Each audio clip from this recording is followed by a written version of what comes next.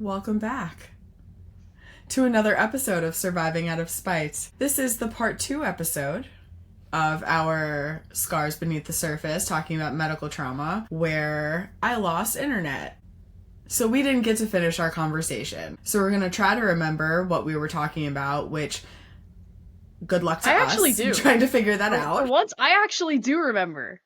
I know that that's crazy coming from me, but I'm actually on top of it. I know exactly where I was, mostly because I was editing. Mostly because I had to edit it a million times. It's the only reason I'm on top of it right now. All right, Levi, kick it off then. So where we were before Sam rudely lost her internet was we were discussing how different things in the ways we were brought up, specifically in my case, how that might affect overall how we react to trauma, how we gaslight ourselves, just the different things that we do we don't really notice at the time. And for me, like I was saying, my mom was a magician's assistant for 25 years. She would get injured on stage all the time. Like, she would literally go, ta-da, and, like, blood would squirt out of her head. Like, I'm not even joking. Like, it would be the craziest thing. Yeah, I'm gonna let you sit with that for a second.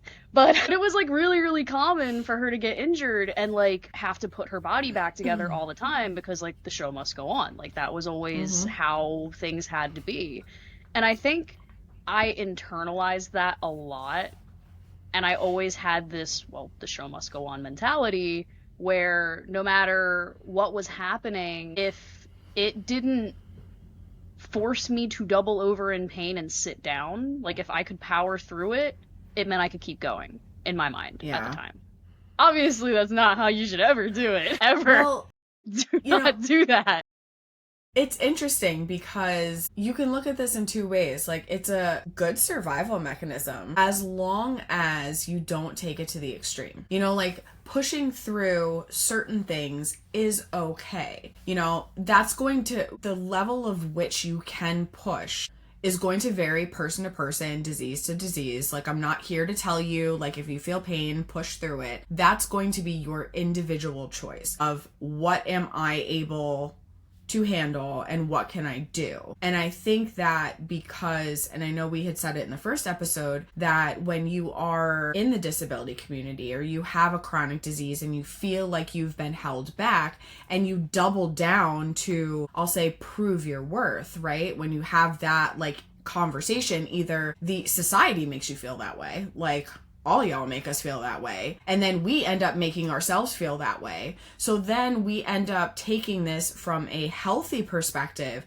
to an unhealthy perspective and end up completely gaslighting ourselves. And then it's like looking at medical trauma of what you've gone through, what I've gone through, you know, there's so many different aspects to it where you have like surgical trauma, right? You know, or certain situations of being in certain hospital rooms, because we had talked about that, or even just the ER as a whole, or an admission as a whole, or even going to a particular specialist that even if it's a different doctor, just being in that room might kind of bring out some of a trauma response or how you handle something. And I think that us gaslighting ourselves also falls in that category because we start to feel X, Y, or Z.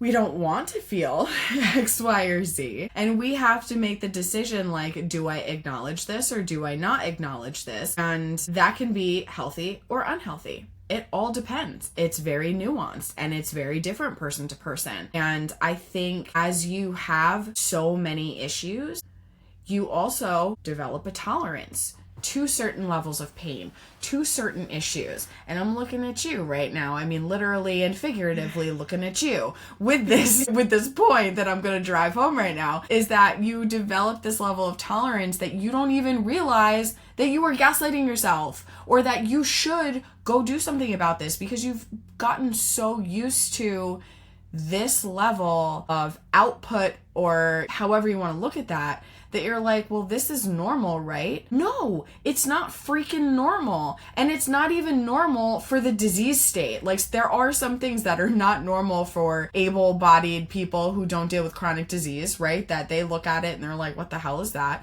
So we have a level of normal, not normal. But then there's what's above that, Levi, that is not normal, Levi, that we are not supposed to ignore, Levi. Hmm?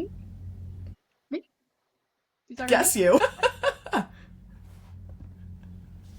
I have no idea what you're talking about.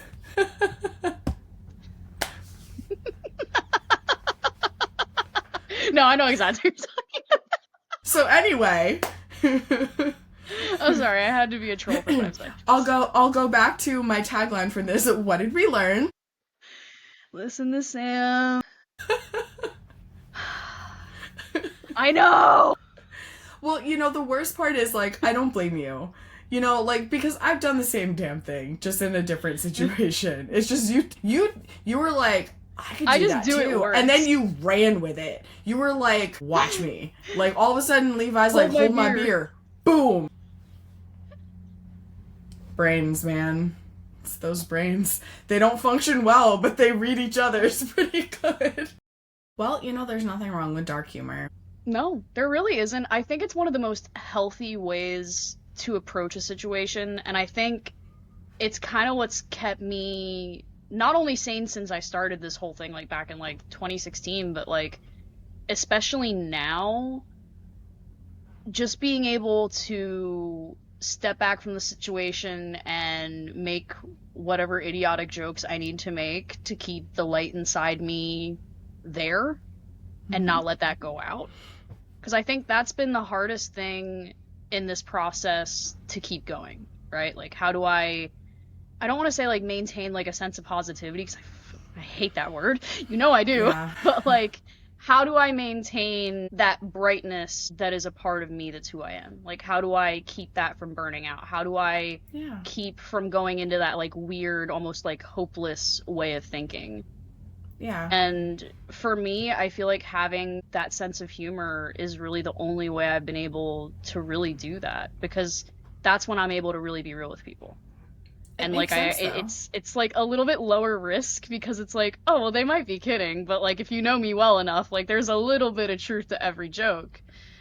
Yeah. Yeah. I mean, it makes a lot of sense. And I mean, maybe for somebody who is outside of this world, or maybe somebody who doesn't find dark humor funny, or like sarcasm funny, or maybe doesn't understand sarcasm, because that's all over the place, where they're like, you make a joke like that and they're like, wait, what? Like, and they think they think you're serious and don't quite get your sarcasm, right?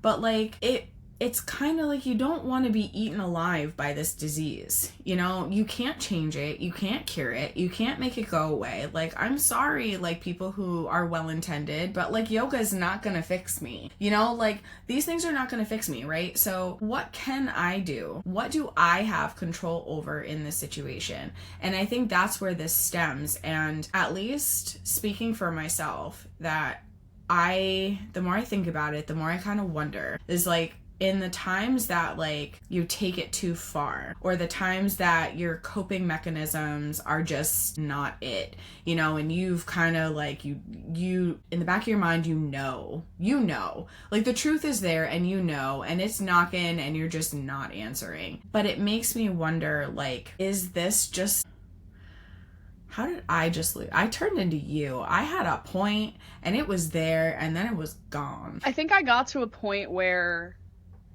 I had to start to reason with myself about what I was willing to let my situation affect.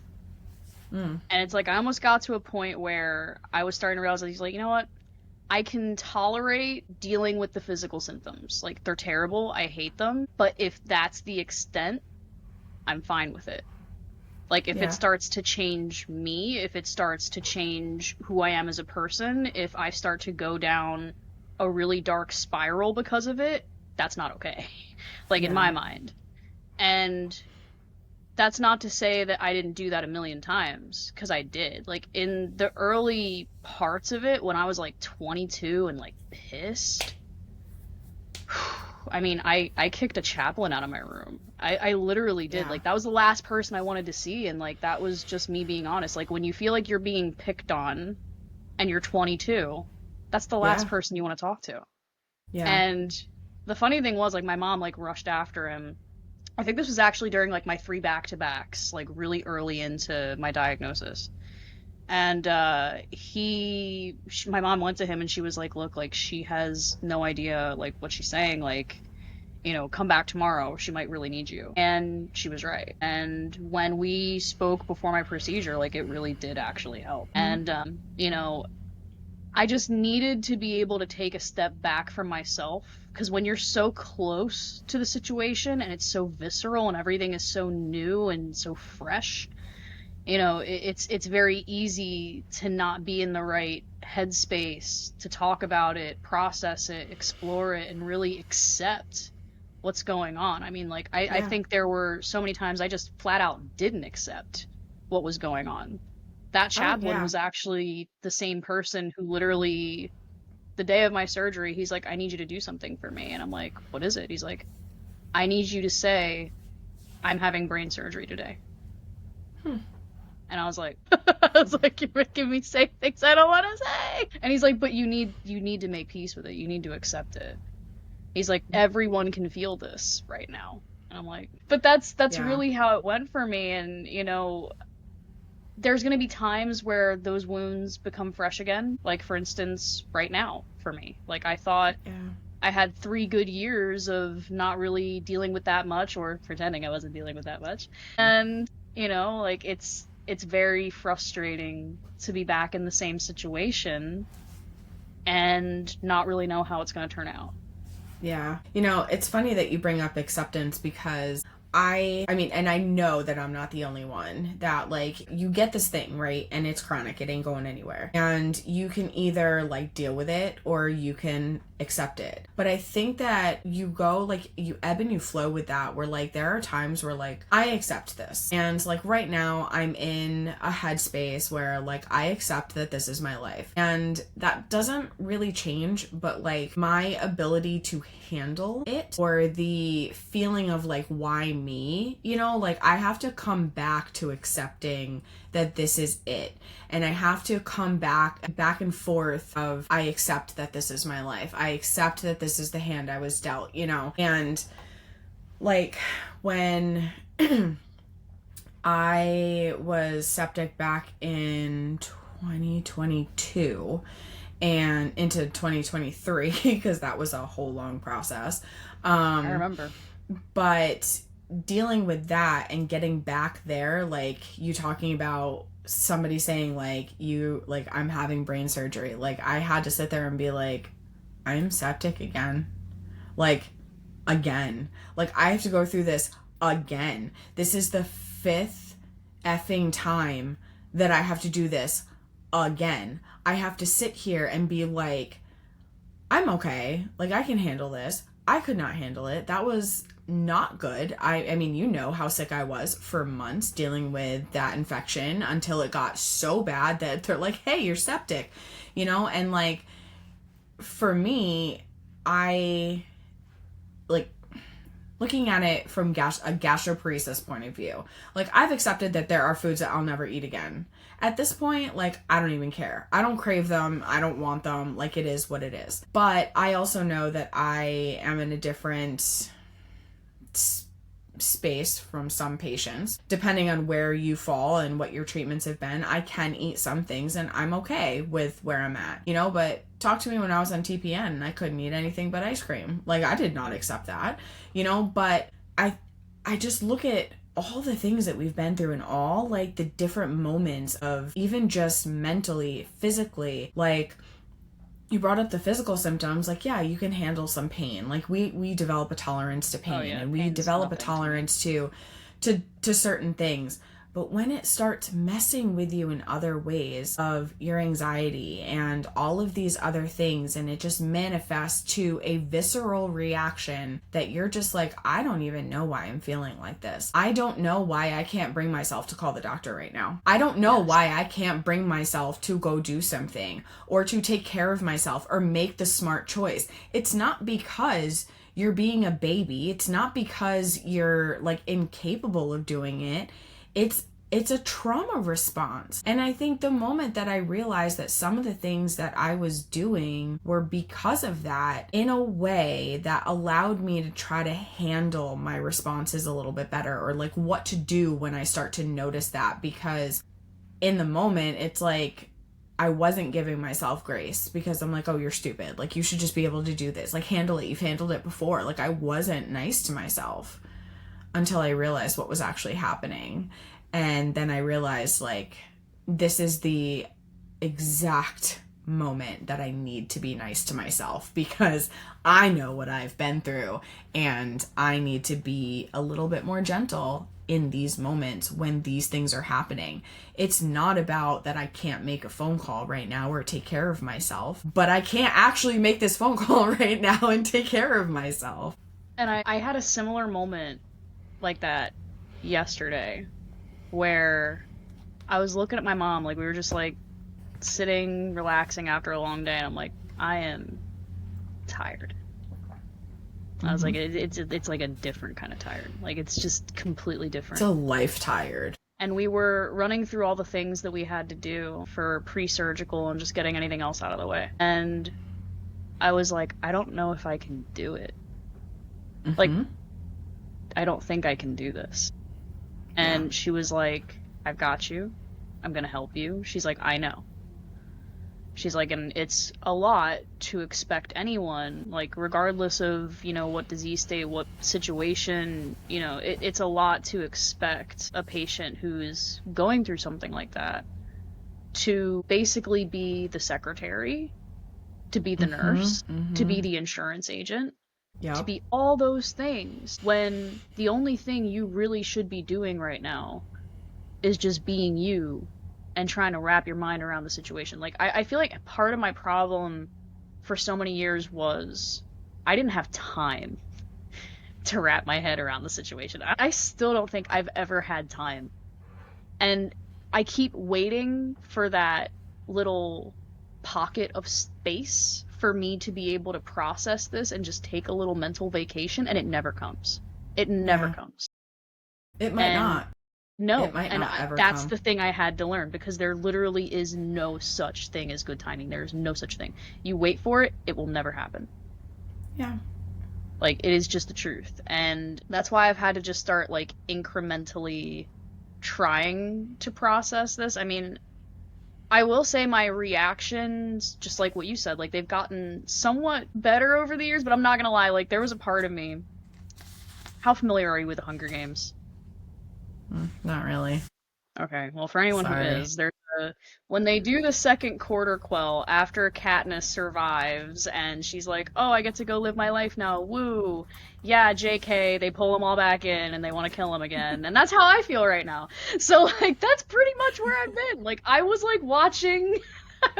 it's like part of my tradition. Like, I watch the Hunger Games because I'm like, this is pretty accurate to how I feel. Yeah. It's like, it's so morbid, but it's true.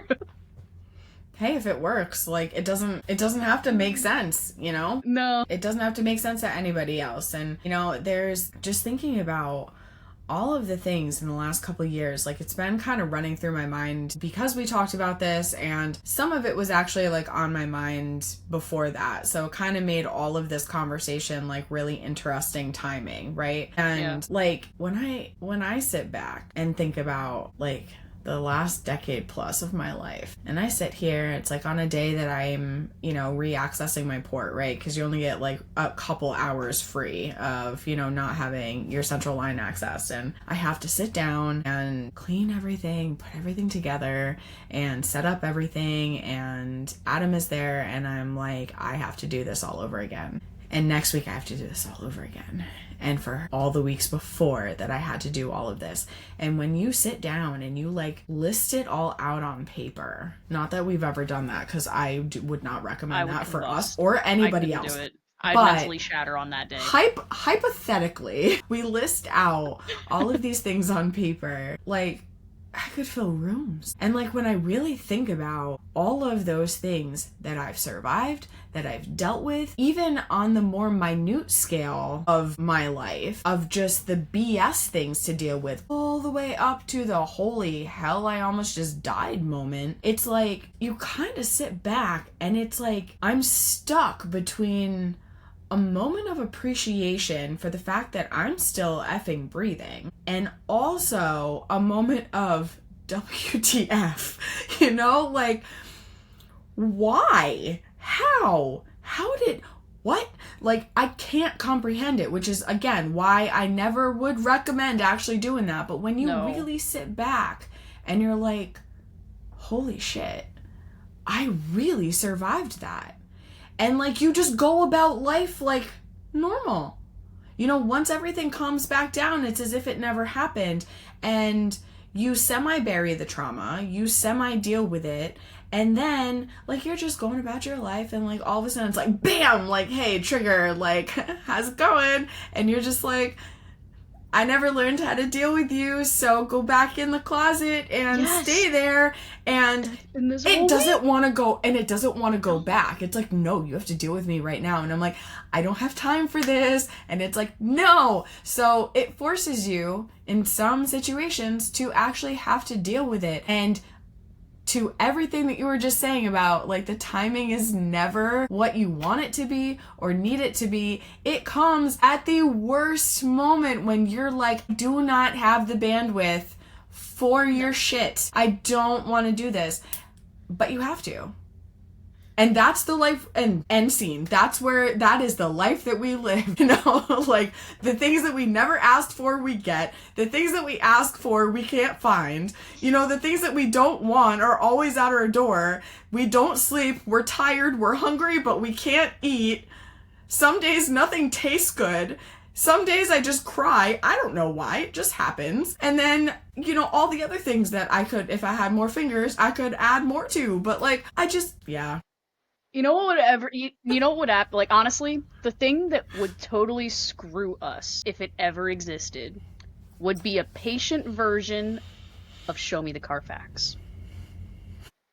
My Carfax would be so bad. Show me the patient facts. Yeah, they'd look at it and be like, and you're alive? Yeah. Know how, but yes. How'd you get here? You know, like. Oh my god, but no, if there was ever like a show me the patient facts, like if insurance agencies ever like, what? I'm not gonna give them that idea. No. I'm not gonna give them that idea. And cut. And that's how my LinkedIn blew up that day. So what was this idea you had? I'm not telling you.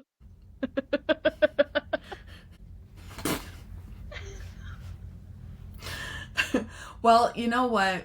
I will say that, see, I deal with it of like a coping habit is not dealing with it. So I used to. Escapism? Yes. So it's interesting because when I was more physically able, one of my actually healthiest coping habits was to get outside and go for a run. And when I started dealing with more lupus symptoms and joint inflammation and pain, and that was no longer like a safe and viable option for me, I did not cope very well at all. Like, I was feeling a lot more depressed. I was angry in that space of why me? Like, why am I dealing with this? Why do I have to go through this? Like, I finally had something that made me better physically and mentally, and now I don't have that anymore. And what do I do? And like, I can't say I don't have unhealthy coping mechanisms, because we all have unhealthy coping mechanisms, but I think that if you look at it a little bit on a spectrum, it's like, how far do you take that coping habit? Because running can be a great, healthy coping skill. But doing it too much, too heavy, too long, like not being able to like stop it, right? Overdoing it, that healthy thing is now becoming unhealthy. So it's, anything can be turned into one or the other, but I think the best thing for me was like leaning into the unhealthy, because leaning into that, I was able to kick it out.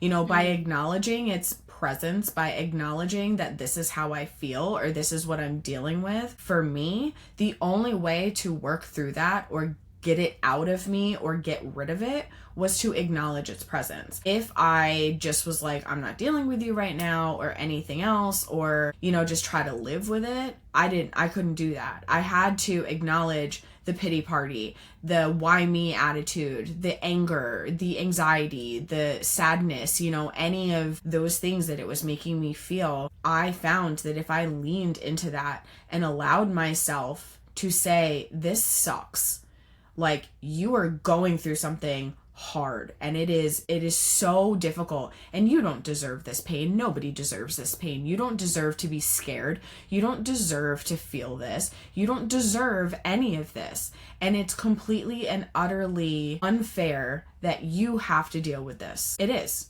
Two things can be true. That can be true, but the fact of the matter is you are dealing with it. Yeah. And you can't get rid of it. So for me, by acknowledging like, all right, well, this is the shit pile that I was given, so this is my shit pile now, right? So and I'm the then same I could as live you. with the shit pile. Like once I was like, that's my shit pile, like, hey, like I was all right living with it. And I'm like the same as you anyway, where I'm the kind of person where we already know this, I don't really deal with things. But I think like the worst things that I used to do, which I've gotten better about, but I think it's like when I get stressed, I just don't think about food because I just don't have an appetite. Mm-hmm. And like it goes both ways, where I'll go from I either don't eat at all or I absolutely gorge, based upon like what kind of stress I'm dealing with and like what the situation is, and also like how sick I'm feeling also on top of it. But for me, like, I will like really, really drop weight when I start going through things, and like that's how you can tell if I'm stressed. If my weight starts to go down, I'm going through something. Like that's how you know. That or your stomach's just revolting, so either or. Yeah, no, that too. Like, honestly, like both. Honestly, both. And it doesn't help the symptoms at all. I think, like, that's been horrible in this entire process, has been just how much my stomach has decided to revolt. And I'm like, can we not, please? I need you to sit in your little corner One and organ shut up. at a time. Right? Like, one organ at a freaking time. Like, I need everybody to chill. Chill. Yeah. But I think like my healthier coping mechanisms is like I tend to enjoy, well, all right, that's why I say healthier. I tend to get really distant sometimes, like when I'm about to like go through surgery, which is like the slightly unhealthy part, but during that time, I like to basically read a lot. Like, I kind of go into escapism mode. That's when, like, I'll find a really good book that I want to get myself into. I'll find a really good series that I want to, like, delve into and just absolutely lose myself in it and just go nuts with it. Which, like I said, isn't always, like, the best thing in the world, but has it been comforting lately? Yes, it has. Hey, I do it too. And comfort I've got shows. my comfort shows, man. Yes, like comfort shows. Listen, I have Arrow or One Tree Hill as my comfort shows. Don't ask me. I mean, Stephen Amell and Arrow helps with being the comfort show, but don't ask me why. For a long time, like, my mom used to be like, if she used to come home and she'd see that I've got like Arrow up on like Netflix or whatever, she'd be like, are you okay? She knew that like when I was having like a moment or I was struggling, if I was watching that, it was a tell right away of like, this is a problem because you have gone into your comfort show. You were like 5 seasons deep into this and you started it like 2 days ago. You're like all the way in it. And it, yeah. Mm-hmm. Yeah, for me, it's season specifically season 2 and 3 of Attack on Titan. Nerd. And also, let's see, The Untamed, definitely. That makes its rounds on my Netflix account way too often.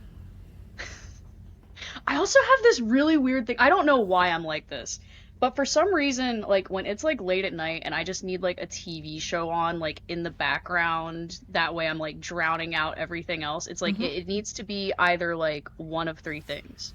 It needs to either be like the old school Weather Channel with like the jazz music, or it needs to be like old cartoons like Scooby Doo. Mm-hmm. And I need to have that just on low where I can faintly hear it, or a documentary. Oh, documentaries. Like a good, like, mafia boss documentary. You know what I'm talking about? Like something that'll make me Yeah. nice and sleepy. Yeah. That stuff used to sing me to sleep during criminal justice class. I went through a documentary phase, but it was always animals. It was always like See, animal I could stuff never or do that like because they always end up adventure. being eaten.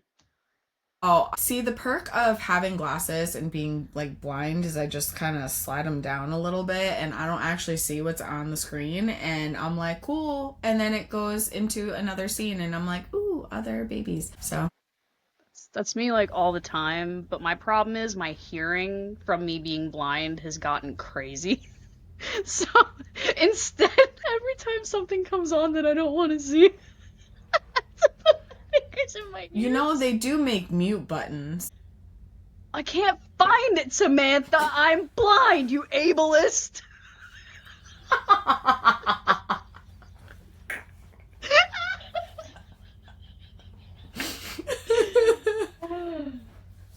And honestly, I will say, healthiest coping mechanism out of everything, our friendship. Aww. Are you gonna throw up? You're so cute. Listen, like, I might throw up anyway. I have gastroparesis. Like, let's be real. Yeah, I was saying that the healthiest coping mechanism I have is our friendship. Yeah, you were getting really mushy. I was. Make me It's vomit healthy. over here. See, I used to think, alright, it took me a really long time to come around to, like, making friends with people. Especially, like, in the space. Like, it really took a while.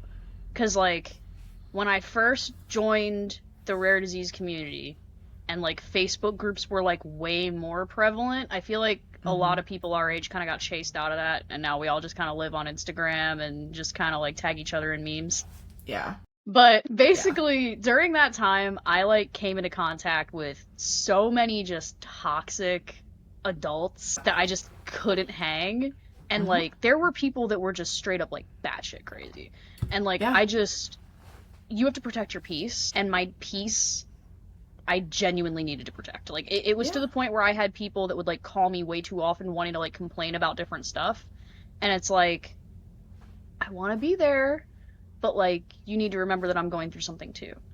Yeah. Like, you know what I mean? That. And you were the game changer, honestly, because you were never pushy, and anytime that we did talk about stuff, it was like this really just like sarcastic, just like, oh, this sucks. Like, you know what I mean? Like we just always had like this very like chill, not emotional. Like we would get emotional sometimes, like don't get me wrong, but like our general conversations would always just kind of be us joking about the bullshit going on in each other's lives. Yeah. And actually giving each other legit advice. And not like bullshit. Not like, oh, take this freaking snake oil, it's gonna fix everything, do yoga. Like, no. Like, No, we would Levi, actually go to the help each ER. other out.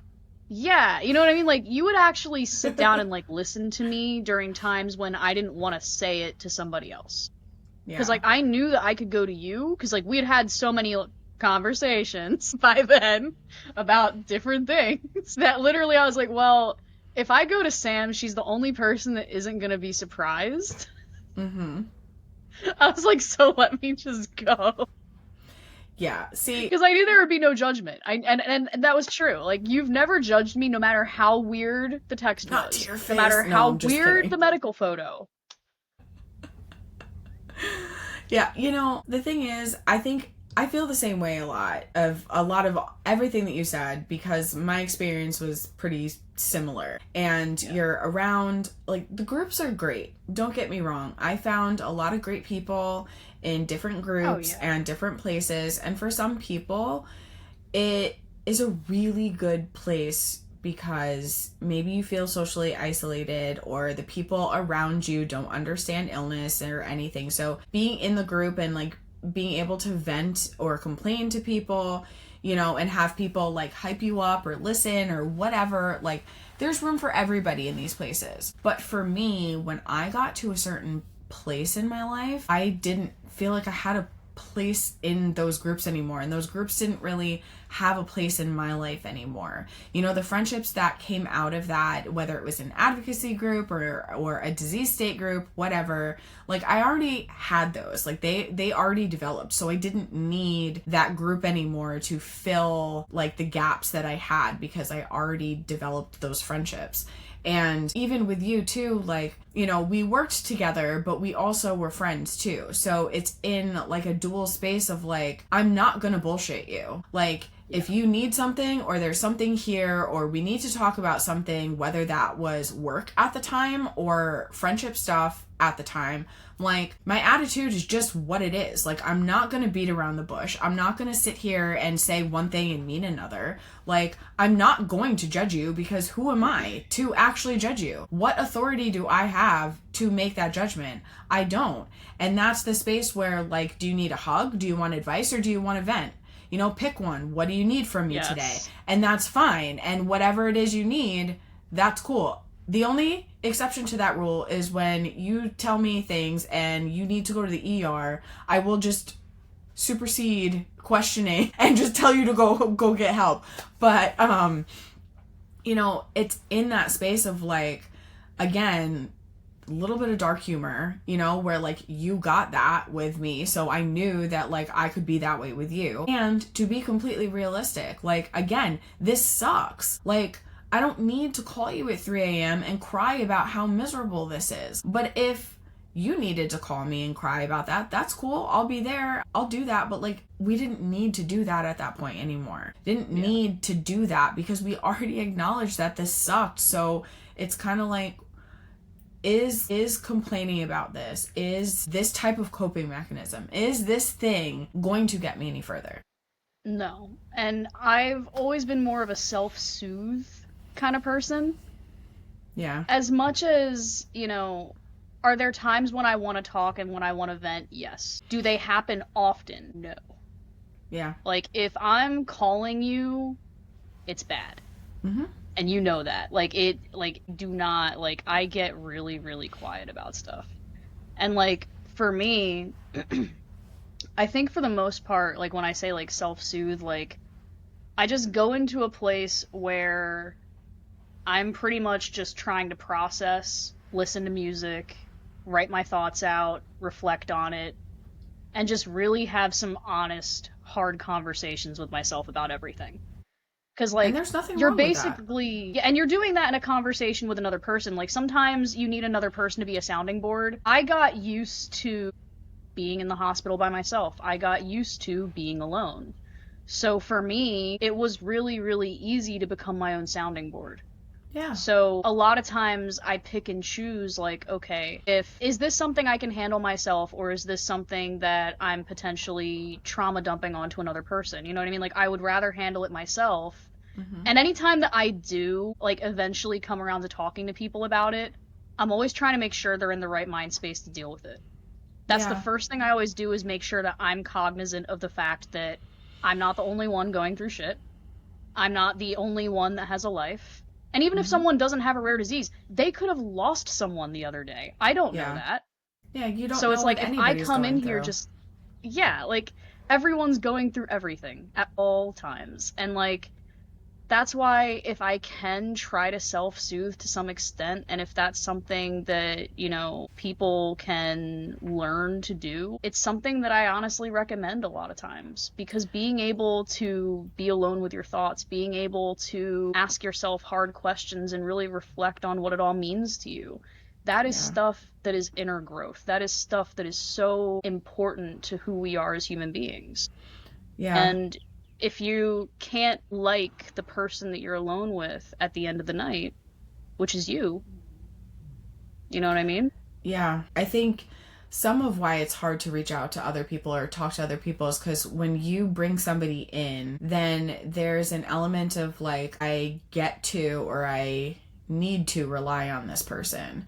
And I think that there's, depending on where you are in your health journey, you might need a caregiver or something, and like you do have to rely on that person. Like, that's not the relationship I'm talking about. But it's like, if you're going through something and you need this other person and they're not available, you're the only one you got. So to go off of everything you just said, like, it's great to have other people. And I hope that anybody listening, that you do have a support system, and that you do, whether it's one person or 100 people. Like, I hope that everybody has someone, because we are social creatures. We are people that we want other people, we need other people, and that's great. But at the end of the day, just like you said, you're the only one you got. So if you can't rely on yourself to help you through something, or at least acknowledge, like, I need help going through something,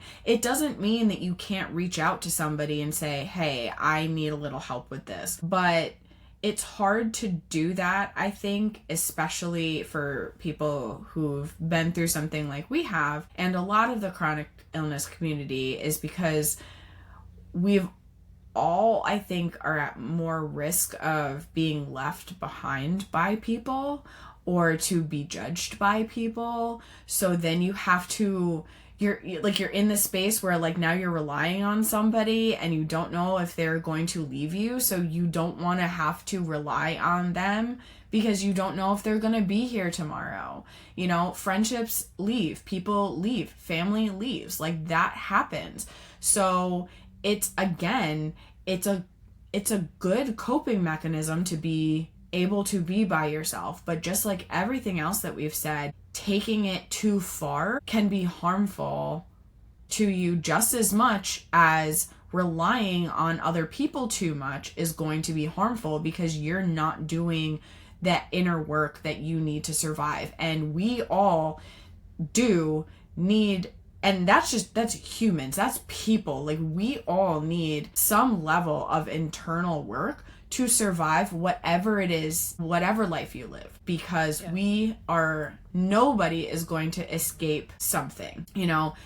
Not everybody is going to experience illness. Not everybody is going to experience what we've had. Everybody's going to experience a hurt, a loss, grief in different ways, in different levels. You don't get to escape it. So at whatever point it's going to come into your life, whatever point you're dealing with something, you really have to learn to do the work, at least at the bare minimum, to get yourself through that. And I'm still doing that. I'm still learning that. Even for all the years I've been in therapy and all the years I've been sick and for all the shit that I've been through, I'm still learning how to do that. I have to learn how to do it in a different way now, because what I used to do doesn't work. So I had to step back and say, what do I need to do to get through this? How am I reacting to this? How is that, why am I having this reaction to this situation? This is not my normal reaction, or this is not my normal feeling to this. And that's where that recognition starts to come in of like, I need to do some more work. And just like it is being a patient, the burden is on you. The first line of defense, the burden is always on the patient or the person. We do not get to escape that. Doesn't mean you don't get help, but we're all we got. So we have to take care of ourselves mentally, physically, emotionally, whatever you got, whatever you can do, because not everybody can do everything. Whatever you can do, try to do it. And it's funny, it's like I had such like a visceral reaction to what you said. I could tell. Well, it's like I've definitely taken a lot of losses. That's not to say that I haven't had my fair amount of gains, because I have. Both things can be true. Yeah, both things can always be true, and I very much believe in that. But like, I think some of the harder losses were the people that were supportive in the beginning, who, I mean, we're talking like friends of like 25 years, you know what I mean? And everything really changed for me 3 years ago, like when the neuro symptoms became worse, like when it became real. Because when it first hit, Everyone just thought it was anxiety. They just thought it was my nerves reattaching. You know, you'd been through so much. Everyone was just trying to explain it away so I wouldn't be afraid. And I think between forgotten birthdays, anniversaries, just all kinds of things that you lose track of when there's no room in your mind for it anymore. And I think I expected those people to ask questions. I think I expected them to reach out. I think I hoped that they would know me better. I think I always just hoped people would know my heart.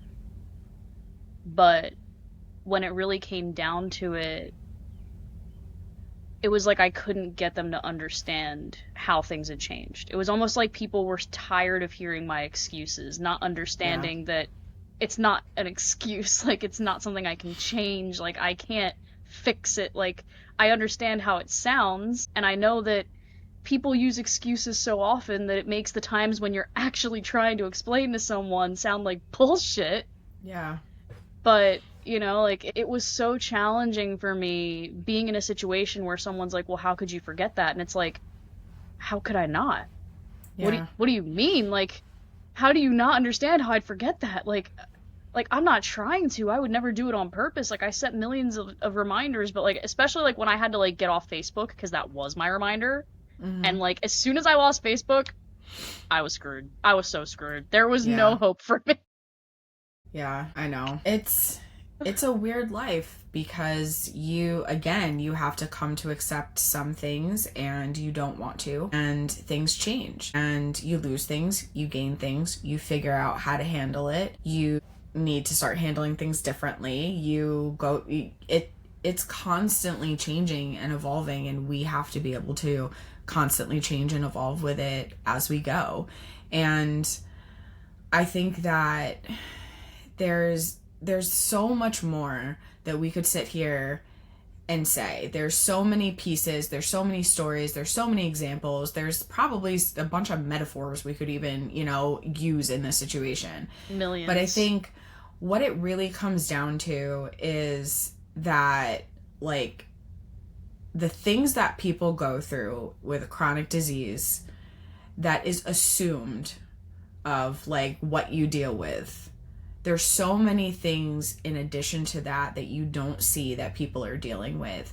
And medical trauma, gaslighting, the emotional turmoil that comes with living a life like this, I think is so often overlooked because people are assumed like, oh, they just don't know how to handle it, when you don't realize that you're having a particular reaction to something because your body's now in fight or flight mode. And that's not something that you were doing on purpose. And really trying to acknowledge the fact that these things are real. We go through these things a lot. If you haven't had a moment going through this, like, I don't want to be like, it's coming, but, like, I'm glad for anybody that actually can't relate to this, because I wouldn't want you to have to relate to this. But if you do relate to it, I think talking about it is how we can help, because we're acknowledging it. We're pulling this out of the dark,